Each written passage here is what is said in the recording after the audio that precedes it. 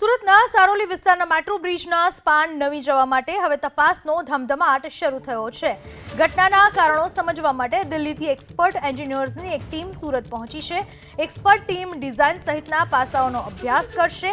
તો metro બ્રિજના span નમી જતા સતત ત્રીજા દિવસે રોડ બંધ રહેતા વાહન ચાલકોને પણ હાલાકીનો સામનો કરવાનો વખત આવી રહ્યો છે। એક્સપર્ટ ટીમના પ્રાથમિક અભ્યાસ બાદ સ્પાનના ભાગને છૂટો કરવાની કામગીરી હાથ ધરાશે। જો કે બે સ્પાનને અલગ કરવા માટે હજુ પણ 10 દિવસ જેટલો સમય લાગી શકે છે। સુરતમાં બ્રિજનો સ્પાન નમી ગયો, જેના પરિણામે હવે દિલ્હીથી એક્સપર્ટની ટીમ બોલાવવામાં આવી છે। એન્જિનિયર્સની ટીમ બોલાવવામાં આવી છે। આ ટીમ હવે સર્વે હાથ ધરશે અને ત્યારબાદ કામગીરી શરૂ કરવામાં આવશે।